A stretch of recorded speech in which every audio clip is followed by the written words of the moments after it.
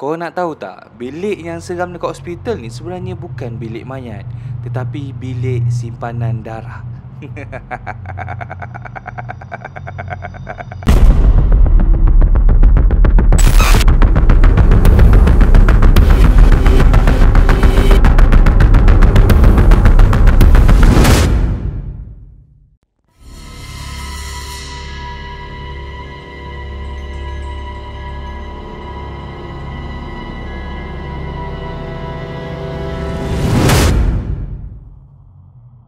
Allahumma salli ala sayyidina Muhammad wa ala ahli washabihi wasallim.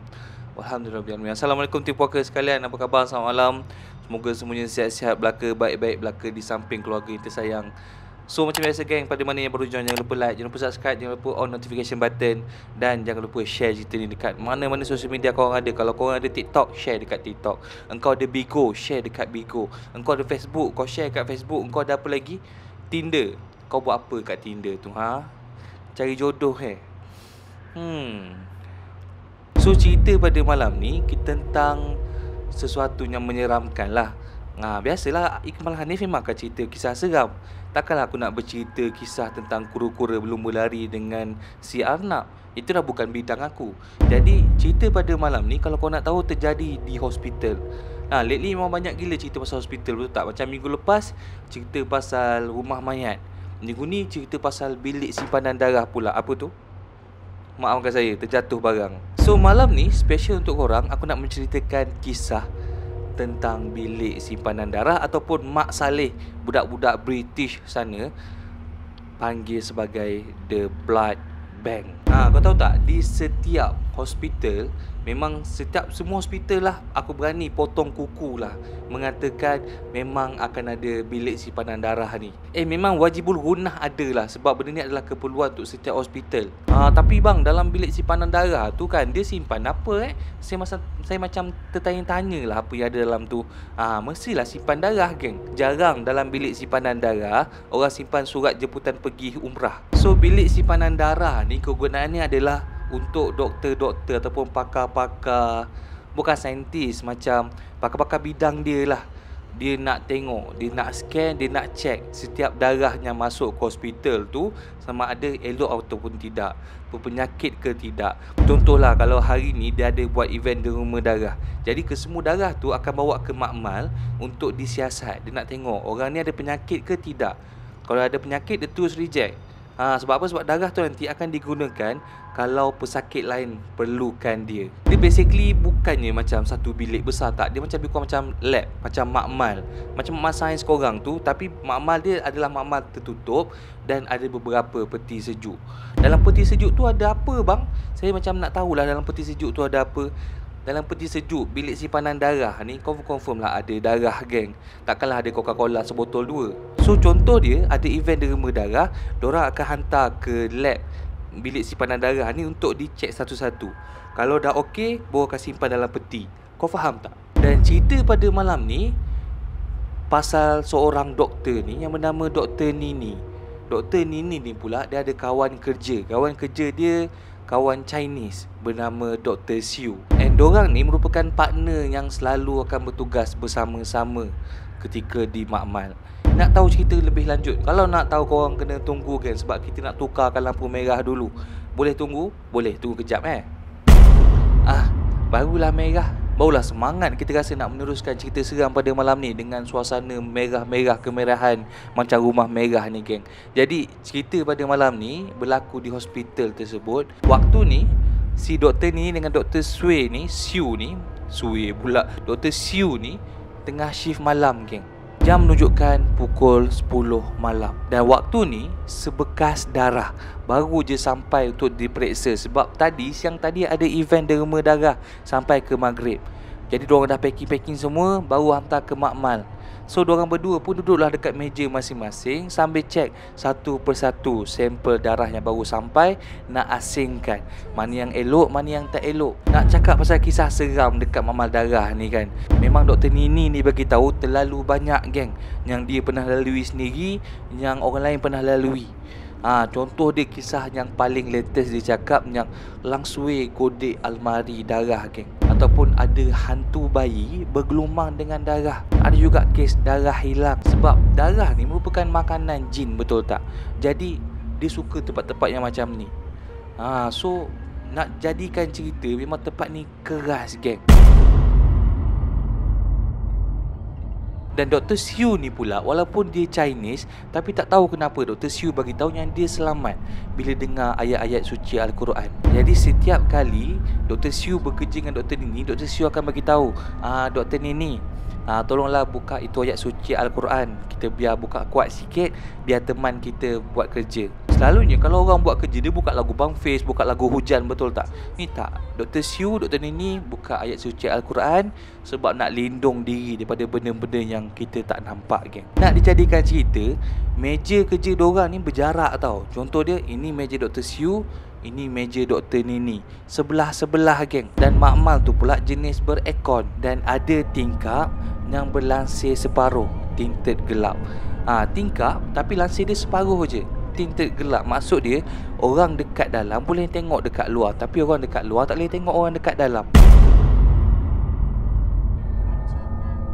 Dan bila ditengok dekat tingkap tu, memang dapat tengok jelas laluan koridor tempat orang lalu lalang, geng. Pukul 12 malam, Dr. Siu ni memecahkan kesunyian pada malam tu. Dia bagi tu Dr. Nini, dia cakap, Nini, I rasa macam dah penat lah tengok darah. Jom kita tengok food court, ada makanan apa malam ni. I macam nak makan-makan sikit lah, lapar. Dan waktu tu Dr. Nini cakap, jomlah Dr. Siau, I pun dah pening ni tengok benda yang sama dari tadi. Diorang pun simpan darah elok-elok. Darah yang dia periksa letak kat sini, yang belum letak dekat sini. Waktu ni memang ada banyak lagi, geng, yang belum diperiksa. So Dr. Nini tadi pun dia tutup laptop. Dan bila dia tutup laptop tu, serta-merta alunan ayat suci Al-Quran terhenti. Diorang pun terus keluar daripada makmal, terus berjalan menuju ke food court. Settle rehat lebih kurang dalam 30 minit 40 minit macam tu. Diorang pun berjalan menuju balik ke makmal darah. Untuk ke makmal ni kan, diorang kena lalu satu koridor yang sunyi, tak ada orang. Waktu ni diorang berdua berjalan macam biasa, sambil borak-borak, sambil gosip-gosip pasal Dr. Handsome dekat ward sebelah. Dan sampai je betul-betul depan pintu makmal, tiba-tiba kedengaran bunyi benda berat jatuh ke bawah. Gong. Waktu ni, diorang saling berpandangan. Mata turut ke mata, hati bertemu terus ke hati. Cewah. Diorang ni pun rasa berdebar. Bunyi apa tadi jatuh, Dr. Siu? I tak tahulah. Jom cepat buka-buka. Ada apa-apa ke? Dr. Nini terus buka pintu makmal, geng. Dan Dr. Siu follow daripada belakang. Dan terkejut diorang berdua ni. Sebab apa? Sebab tengok beg-beg darah yang tadi elok berada dalam bakul, dalam bekas, dan tak logik benda tu boleh jatuh ke bawah, sekarang ni berada di atas lantai, di mana beg-beg darah tu bersepah. Dan waktu ni hanya ada satu beg darah saja yang pecah, mengakibatkan darah bertakung atas lantai. Waktu ni Dr. Nini cakap, nasib baik satu je yang pecah. Diorang berdua jalan masuk dalam makmal, geng. Waktu ni Siu tanyalah, Nini, you rasa ada kucing masuk ke dalam makmal ni? Bersepah betul lah darah ni jatuh. Kalau jatuh sendiri, dia tak jatuh berselerak macam ni tau. Maksud Dr. Siu ni kan, contoh letak barang dalam bekas, kalau jatuh, benda tu still akan jatuh bersama dengan bekas and tak bersepah. Dia akan jatuh kat situ je. Tapi darah-darah ni ibarat macam bertaburan di lantai. Waktu ni Nini senyap. Nini cakap ada benda lain yang lebih menarik perhatian dia, yang dia nak tengok. Nini pun berjalan ke arah beg darah yang bocor tadi. Atas lantai ada macam lopak darah. Tapi di sekeliling lopak tu, atas lantai ada macam tapak tangan. Tapak tangan ni kalau ditengok betul-betul, ibarat macam jari dia panjang dan tajam di sekeliling lopak-lopak darah tersebut. Dr. Nini pun tadi panggil lah Dr. Siu. Siu, look at this. Macam ada sesuatu lah, macam ada tapak tangan lah. Dr. Siu pun datang. Dia tengok, dia cakap, lah, macam tapak tangan orang ataupun benda tengah merangkak. Sebab tapak tangan tu macam ni. Kau faham tak? Macam dia tengah merangkak macam gini di sekeliling kelopak darah tu. Waktu ni keadaan sunyi seketika. Tiba-tiba Siu cakap dekat Nini, Nini, Apa tu dekat koridor? Dia sakit ke?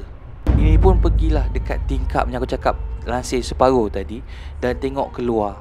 And betul-betul dekat koridor ni seakan ada seorang makcik tengah merangkak.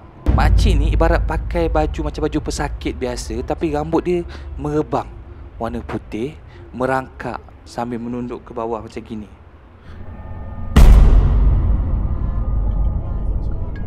Waktu ni dua-dua orang doktor tu dah meremang, dah takut, dah panik.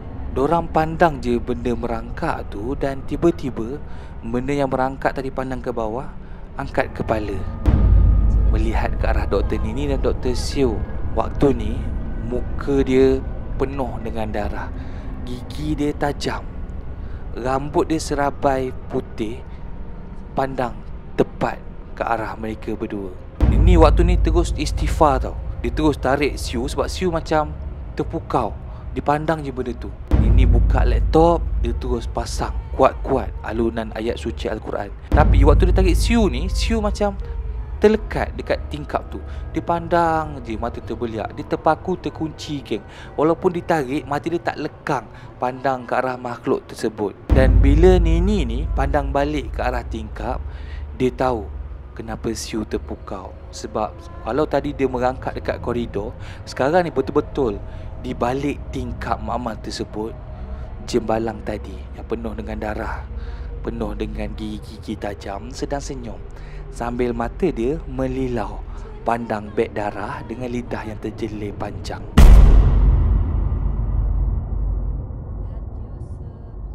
Waktu ni Nini dia ambil satu botol air mineral, dia selawat-selawat Bismillahirrahmanirrahim, Allahumma salli ala sayyidina Muhammad. Dia terus sapu ke muka Siew. Lepas tu dia ambil lagi air, dia selawat-selawat, dia renjis ke arah tingkap. Terus waktu ni Siew jatuh ke arah lantai. Bila Nini nak pegang Siew, dia pandang Siew. Bila dia pandang balik tingkap, makhluk tadi dah hilang, tak ada. Siew seakan macam tak sedarkan diri, seakan macam pengsan. Nini terus pergi ke butang emergency, ditekan, di mana butang emergency tu terus bersambung ke security. Dan beberapa minit kemudian datanglah dua orang guard bersama dengan nurse. Tengok apa jadi kat makmal tu. Nini waktu ni tak berhenti-henti menggigil geng. Dia pun terkejut sampai kan kena papah, kena angkat, bawa pergi ke bilik rawatan. Nurse yang sampai tadi, dia tanyalah, apa jadi doktor? Doktor okey tak? Tapi Nini tak dapat jawab geng. Terus diorang bawa Nini keluar daripada bilik tersebut. Esoknya, doktor lain masuk dalam makmal. Dia dah tahu tau cerita apa yang berlaku semalam, yang waktu kena gangguan tu. Dan bagi dia, biasalah, tempat yang berdarah mesti ada benda suka. Dan waktu dia masuk tu, dalam makmal tu memang beg darah masih lagi penuh di lantai. Laptop Dr. Nini yang semalam terpasang ayat suci Al-Quran, tapi sekarang ni berada di atas lantai dengan skrinnya seakan pecah retak, seakan macam dihempas ke lantai. Dan kesan lopak darah atas lantai tu seakan macam berselerak. Darah dia tak ada, macam darah tu dah kering tiba-tiba dalam satu malam. Yang tinggal hanyalah kesan merah, seakan macam darah tersebut tu memberi bekas tapak tangan yang berjari panjang, seakan macam benda tu hirup darah tersebut sampai habis.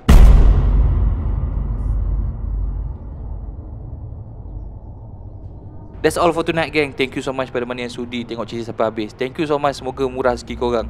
Jangan lupa like, jangan lupa subscribe, jangan lupa on notification button. Sebenarnya banyak lagi tau cerita pasal bilik darah, bilik mayat. Tapi aku ada satu lagi cerita untuk korang. Bukan malam ni lah, the next video, pasal ada satu makmal dekat hospital ni, di mana makmal tu mengumpulkan organ-organ mereka yang derma organ dikumpulkan dalam satu bilik. Dan ada banyak benda misteri yang berlaku dekat bilik tersebut. Kalau korang nak tahu, korang kena stay, korang kena subscribe kan. Korang kena cukupkan apa yang belum cukup. Kalau dah cukup 100k, Alhamdulillah, thank you so much. Kalau tak cukup, korang kena share banyak-banyak video ni geng. Kita jumpa dalam hari yang lain, di story puaka yang lain. Thank you so much. Jangan biarkan malam anda menjadi story puaka. Selamat malam.